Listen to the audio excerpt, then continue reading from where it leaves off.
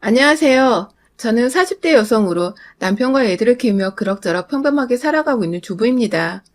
평소 이 채널의 애청자이기도 하고요. 제가 시집살이 고부관계 등이 그닥 좋은 편이 되질 못해서 늘 이 채널을 통해 남들은 어떻게 행동하고 사는지 많이 엿보며 살았었는데, 이번엔 제가 저같이 채널을 시청하고 계실 분들을 위해 제 일화를 들려드리며 조언을 드릴 차례인 것 같네요. 저는 정말 하나도 모난 거 없이, 부족한 거 없이 어릴 적부터 좋은 부모님과 좋은 환경에서 자랐습니다.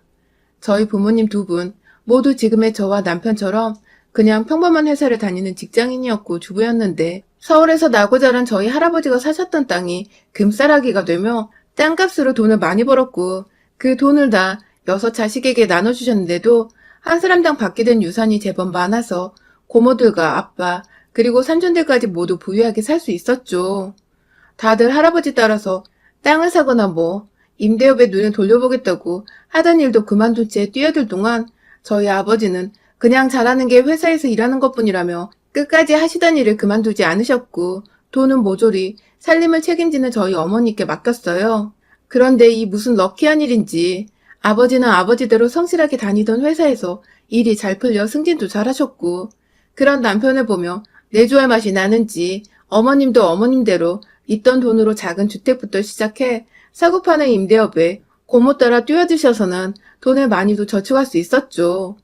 원래부터 부유했던 편이었는데 덩달아 더 친척들까지 다 경제적인 여유가 생기는 바람에 저의 돈에 대한 개념은 정말 안드로메다로 향해버렸죠. 그냥 아끼지 않아도 척척 더 쓰라고 돈을 내어주시는 부모님이 계셨기 때문에 돈에 대한 걱정을 따로 해본 적이 없었던 것 같아요. 다행인 건 부모님이 망나니처럼 살다가 재산을 상속받은 것도 아니었고, 모두가 제자리에서 제 역할을 열심히 하시면서 자연스레 재산을 모으셨던 것이어서 그런지 다행히 전 돈에 대한 개념만 없을 뿐 제 일은 무조건 열심히 해야 하는 거라는 배움을 얻었죠. 자기 일에 최선을 다하고 열심히 살다 보면 가진 돈을 누릴 자격이 더 있다는 생각을 하곤 했어요. 그런데 이 제 사상이 좀 이상한 방향으로 가닥을 잡았어요. 제 꿈이 현모양처였거든요. 그 당시에는 왜 그렇게 생각했는지 모르겠지만 전 좋은 남편감을 열심히 찾아서 결혼을 하고 열심히 내조하는 게 제가 제 일에 최선을 다하고 잘 사는 것이라고 생각을 했어요.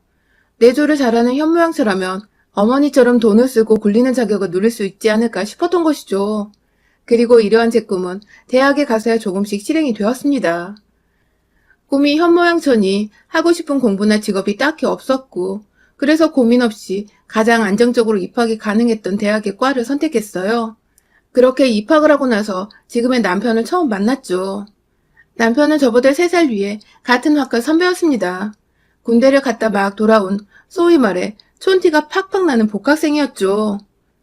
여중 여고를 나오며 남자들과 한 공간에서 수업을 들어본 적이 까마득 했었던 저는 대학 생활이 그저 신기하고 다 재밌었어요. 명문대까지는 아니더라도 나름 괜찮은 대학이었기 때문에 여기서 그냥 남편 될 사람 하나를 골라서 평생을 현모양처로 살면 되겠다 싶었죠.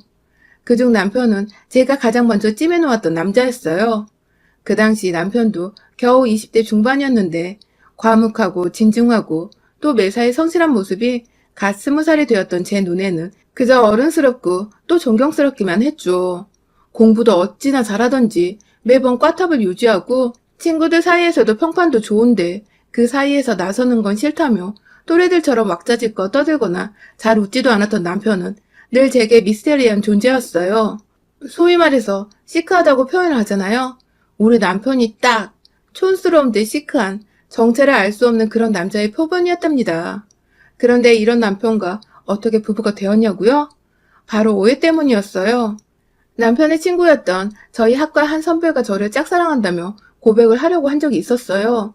혼자 꽃다발의 케이크인지 뭐였는지 지금까지도 알 수 없는 작은 상자 하나를 들고서는 학교에 왔는데 저와 만나기로 한 장소에서 잠깐 그걸 저희 남편한테 맡겼었나 보더라고요.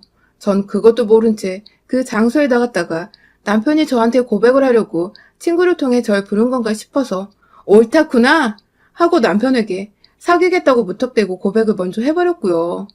지금 생각하면 아주 창피하고 아찔거리고 오글거려 죽겠는데 당시엔 정말 평소에 눈여겨보던 사람이 날 좋아하고 있었구나 하는 생각에 제정신이 아니었답니다.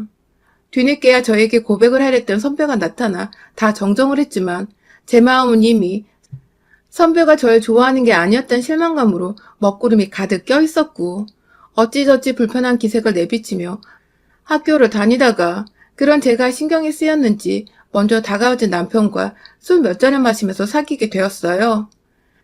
남편은 친구들에게 친구가 좋아하는 여자를 뺏어갔다는 소리를 들으며 졸지에 총만 받고 평판 줬던 인간에서 쓰레기보다 못한 인간으로 전락해버렸지만 크게 개의치 않는 눈치였어요. 그때 알았죠. 남편도 절 처음부터 좋아하고 있었다는 것을요. 그렇게 저희는 친하게 지내는 대학 친구들이나 선후배 하나 없이 외로운 커플로 지내다가 남편은 먼저 졸업을 해서 취업을 했고 저는 혼자 학교를 다니기 힘들다며 무턱대고 휴학을 하고서는 잠깐 어학연수를 다녀왔다가 다시 복학하고 졸업을 했어요. 졸업한 이듬해 꿈에 그리던 현모양처가 되고자 장거리 연애까지 무사히 견뎌낸 남편과 결혼식을 올렸고요. 모든 게 참 순조롭고 또 재미있게 흘러갔습니다. 좋아하는 사람과 함께 살면서 그 사람의 뒷바라지를 해준다는 건 힘든 것도 있겠지만 전 사실 너무 재밌었어요. 제 손을 거치지 않은 곳이 없는 남편의 모습에 아침마다 출근을 시키며 어찌나 뿌듯하고 행복하던지. 그렇게 신혼생활만큼 평생토록 우리 결혼은 늘 행복으로 가득 차 있을 것만 같았죠. 하지만 제가 너무 어렸던 나머지 간과했던 것이 있었습니다. 바로 시댁이었죠. 대학을 다닐 때야 너무 어렸던지라 남편과 서로의 부모님을 만나고 인사를 드린다는 생각 자체를 하지 못했어요. 챙겨야 할 의무도 못 느꼈었고요. 그러다가 자연스레 어학연수를 가게 되면서는 장거리 연애를 하다 보니 당장의 애인인 남편과 연락을 한번 하기도 벅차 다른 식구들 생각은 전혀 못했고요. 그 후 한국으로 돌아와 결혼 얘기가 나오면서부터 자연스레 서로의 가족들에 대해 알게 됐고 또 소개시킬 자리를 뒤늦게 만들게 되었는데요. 당시 시어머님은 제가 남편과 오랫동안 연애를 해왔는데도 이제야 인사를 하러 왔다며 조금 뼈류통에 계셨답니다. 전 말씀을 안 하시길래 식사하는 내내 그걸 모르고 있다가 뒤늦게 남편이 계산을 하러 혼자 나간 사이 뒤에서 절 붙잡고 말씀해 주셔서 알았네요. 이렇게 할 말을 툭 내던지시는 시어머니의 성격은 그때 더 예상해봤어야 하는 건데 전 또 제가 어려서 잘 몰랐다면서 그날 시어머니 앞에서 한참을 죄송하다고 앞으로는 자주 연락을 드리고 찾아뵙겠다며 잘못한 것도 없는데 죄송하단 말을 몇 번이고 했었네요. 그 후 전 정말로 결혼식을 올리기 직전까지 시어머니께 자주 연락을 드리며 밖에서 밥을 먹던 카페를 가던 자주 만나 뵈었고요. 그런 제 정성에 시어머니도 좀 기분이 좋아지셨는지 남편에게 말을 잘 해주셔서 남편이 오히려 절 더 많이 사랑해주고 고마워해줬죠. 그런데 모든 게 완벽했던 결혼식까지 마무리를 짓고 신혼집으로 입성했던 날, 그날부터 뭔가 삐그덕거렸어요. 여행은 끝마치고 집에 도착해 각자의 부모님께 도착했다는 인사를 드리고 있는데 시어머니가 남편의 수화기 너머로 절 급하게 찾으셨어요. 전화를 건네받아 무슨 일이시냐고 물어보니 시어머니는 대뜸 시댁에 먼저 연락을 해야 하는 거라며 친정어머니와 통화하고 있는 제게 전화를 당장 끊을 것을 요구하셨어요. 부부가 함께 수화기를 맞들고 시부모님께 예의를 갖춰 전화를 올린 후 그 다음에 친정이 전화를 하는 게 맞다면서. 신혼여행 후 긴 비행으로 피곤해 쩔어있는 저를 마냥 훈계하시던 시어머님은 그렇게 제가 정말 친정과의 전화를 끊고 나서 네네 하며 수긍적인 대답을 몇 번이고 올린 후에야 푹 쉬어라 하는 말과 함께 전화를 끊으셨습니다. 이게 무슨 경우인가 싶어서 어이가 없는데 신혼부터 시댁 문제로 남편과 싸우거나 얼굴을 붉히고 싶지 않아서 겨우 참아냈네요. 그 후 시어머니와 잦은 왕래가 있었던 것도 아니었지만 친정처럼 시댁도 서울에 있었기 때문에 절 불러내면 만나야 하는 일이 많았어요. 소위 며느리들이 모두 힘들어하는 김장 담글 때 불러내시는 거 기본이었고요. 동네 아주머니들과 주민센터에 가서 노래 교육을 받으시다가도 픽업을 하며 차 있는 저를 불러내기도 하셨어요. 매주마다 수업이 끝나면 말이죠. 상견례하고 결혼식 할 때 저희 부모님 옷차림이나 하객들의 수준을 보셨는지 재산도 딱히 없으셨고 변변치 않은 직장을 다니는 것도 아니셨던 저희 시아버지와 시어머니는 그날 많이 기가 죽어 계신 것 같았었는데 결혼을 하고 나니 돈 많고 잘난 며느리를 뒀다며 제 덕을 아주 톡톡히 보려 하시더라고요. 그나마 남편이 시아버지를 닮은 건지 우리 시아버님은 점잖으시고 말도 별로 없는 과묵한 편이셔서 저와는 집에서 다 같이 밥을 먹을 때 말고는 딱히 볼 일도 없으셨고 얘기할 기회도 별로 없었지만 시어머니는 달랐어요. 잊을만 하면 전화가 와서는 주민센터 픽업을 마주라 하시고 잊을만 하면 뭐가 먹고 싶다면서 데리러 와달라느니 혹은 차려놓으면 저희 집에 오겠다는 말을 하시며 마주칠 일을 꾸역꾸역 만들어내셨죠. 전 이게 다 며느리가 생겨서 어머님도 신이 나니까 그런 거라 생각했어요. 이렇게 다가오는 게 어머님 또래분들의 방식이라 생각을 해서 웬만하면 다 들어드리고 맞춰드리려고 노력을 했죠. 딱히 금전적인 걸 바라는 것 같지도 않았기 때문에 이 정도 인사치레를 하면 왕래하는 정도는 거뜬히 해드리겠다고 마음을 먹었어요. 신혼 초에만 이러다 마실 거라 생각을 했으니까요. 그런데 제 생각은 완전히 빗나갔어요. 그로부터 애를 가지고 낳기까지 무려 7년이 넘는 시간 동안 우리 시어머니는 참 한결같이도 절 달달 볶으시면서 찾으셨습니다. 저희 집이 시댁과 아무리 차를 타고 가도 최소 30분 정도는 걸리는 거리인데 시어머니는 그런 수고와 노력은 생각은 안 하시는지 가까운데 바쁜 척 하지 말라는 말과 함께 절 불러내신다든지 저희 집에 오고 싶은데 차가 마땅치 않으니 데리러 오라며 제가 왕복으로 시댁에 갔다가 어머님을 모시고 다시 저희 집으로 오는 등 불필요한 시간 소모를 많이 하게 만드셨죠. 제가 결혼은 빨리 했지만 임신은 좀 늦게 한 편인데요. 겨우 얻은 아이라 시어머니도 조심스러웠는지 임신했을 때에는 전처럼 잘 불러내시진 않으셨지만 무턱대고 저희 집에 찾아오셔서 제가 잘 먹지도 않은 반찬거리들을 만들어 오신다든지 그러다 남편도 저도 아무도 그 반찬을 먹지 않고 남겨두면 시어머니 정성 무시하는 거냐며 남편까지 불러내 저희 앞에서 만들어 온 건 제때제때 해치워 놓으라고 잔소리를 하기도 하셨습니다. 안 만들면 시간도 절약되고 저희는 억지로 안 먹어도 되고 좋은데 시어머니는 굳이 저와 남편이 사는 모습을 보고 싶다는 이유로 집에 일거리들을 만들어 오곤 하셨죠. 점점 그런 시어머니의 막무가내 행동들이 제 힘에 붙였지만 전 또 저대로 그것마저 아들을 향한 사랑이시겠지 하며 최대한 좋게 생각해보려 했습니다. 안 그럼 싸우고 완전히 등지고 사는 방법밖에 없었으니까요. 그러다가 남편이 회사 발령이 나는 바람에 경남 지방으로 내려가게 되었습니다. 남편 혼자 보낼 수가 없어서 저도 아이 데리고 서울을 떠나기로 결심을 했죠.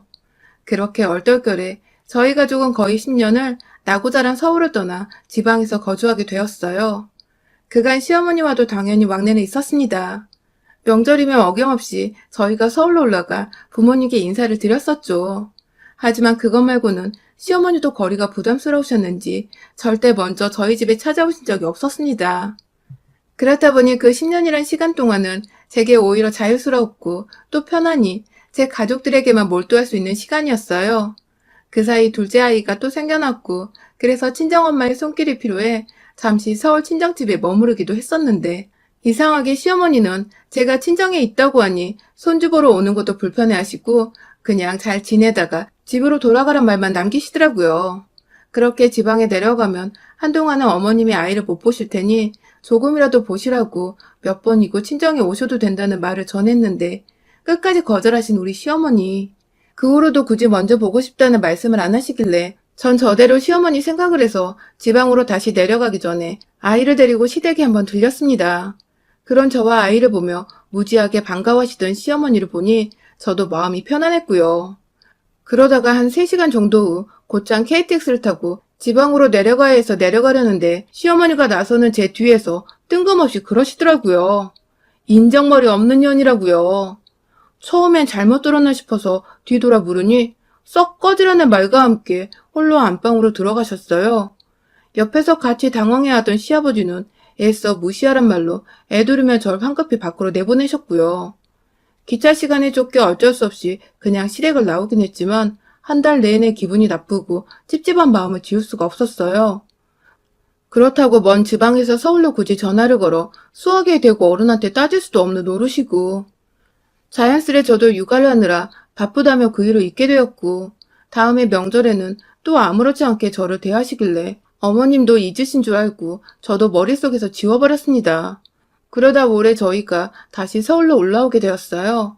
지방에 한번 내려갔다 3, 4년 후엔 다시 서울로 올 줄 알았는데 자꾸만 서울 발령이 다시 미뤄지고 기다리다 거의 10년이 지나고 나니 저희도 마냥 이렇게 살 수 없겠더라고요.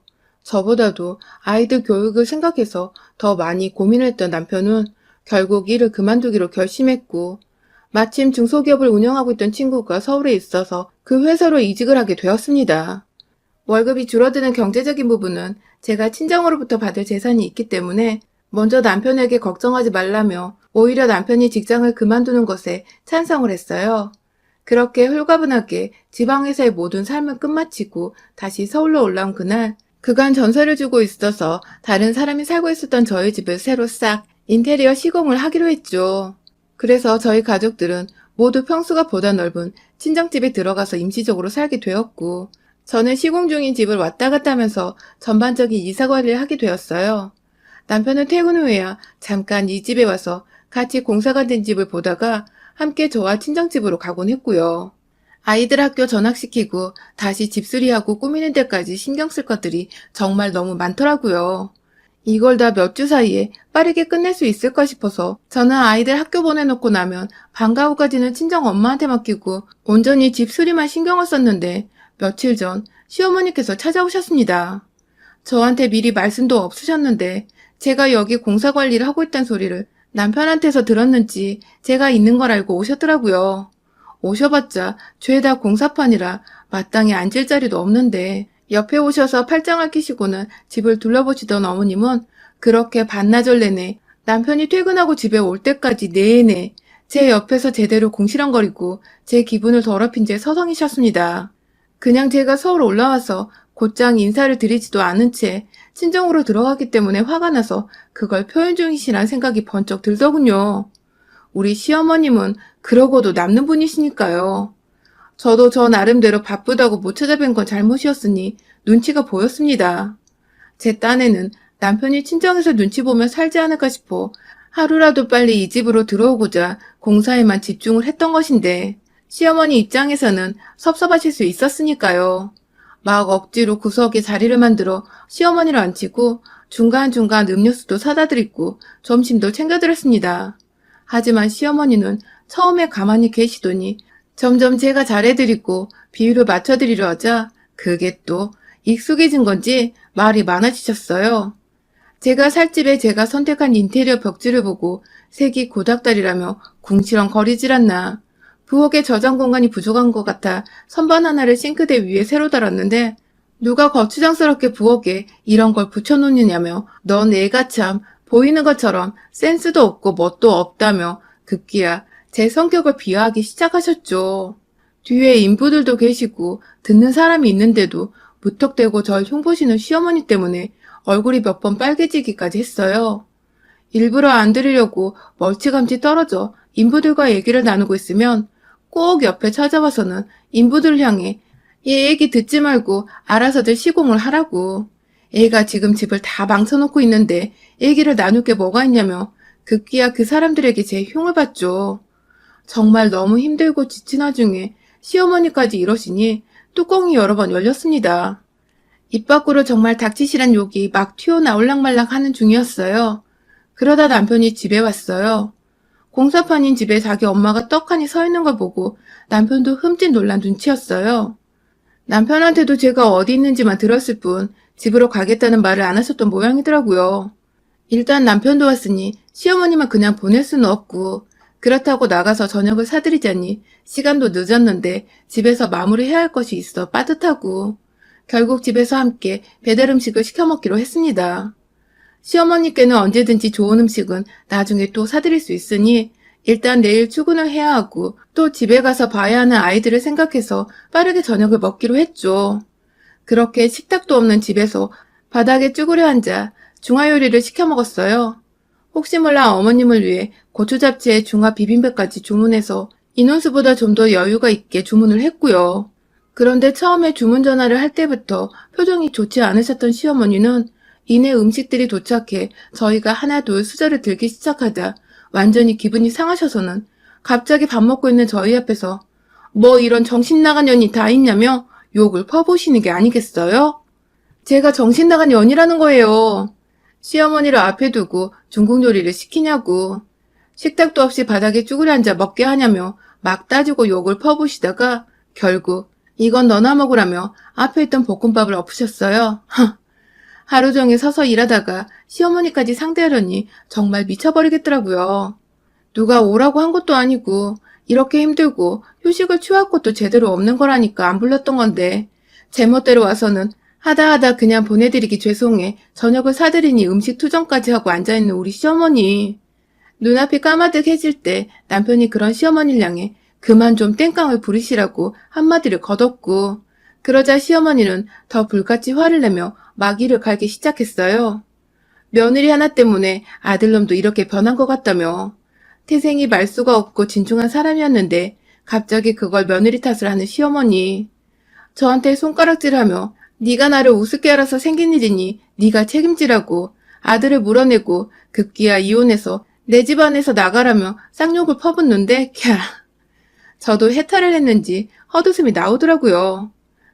그런 저를 향해 몇 번 손으로 제 어깨를 치는 시어머니께 앞에 놓여진 시어머니 드리려고 일부러 산 그 고추 잡채를 확 엎어버렸습니다.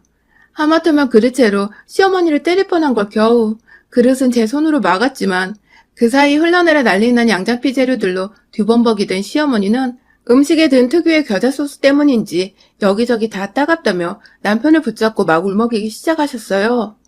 이 상황에 그저 놀란 남편은 입을 떡하니 벌린 채 충격을 받은 표정으로 입에 자장면을 문 채 앉아있었고 전 그런 시어머니를 일으켜 세워 화장실로 들어가서는 샤워 수화기를 대고 시어머니한테 또 한 번 확 뿌려버렸답니다. 어머니, 겨자소스 식히는 중이니 참으세요? 하면서 확 물세례를 퍼부으니 이걸 싫다 할 수도 없고 그렇다고 겨자소스를 그대로 묻힌 채 있을 수도 없던 시어머니는 가만히 얌전한 강아지 마냥 서서 제 손에 몸을 의지하고 계시더군요. 그렇게 그날 시어머니는 반정신이 나간 채로 한마디를 더 하지 않으셨고 젖은 옷이 걱정된다는 남편의 도움을 받곤 시댁으로 무사히 가셨답니다. 저는 그런 시어머니께 냄새나서 같이 못 있겠다며 혼자 택시 타고 집으로 먼저 돌아왔고요. 나중에 남편을 통해 들어보니 시어머니는 가는 길에도 아들과 단 한마디를 안 나누셨대요. 집에 도착해서는 곧장 샤워를 하시고는 침대에 들어 누우셨다고 합니다. 그러게 그렇게 충격받을 거 좀 며느리한테 살갑고 친절하게 대하셨으면 그런 험한 꼴은 안 보셨을 텐데 왜 자꾸 안 해도 될 말을 해가며 귀한 집에서 쓴소리 한 번 안 듣고 자란 저한테 성질을 건드려서는 저도 몰랐던 저의 공격성을 확 끄집어내신 건지.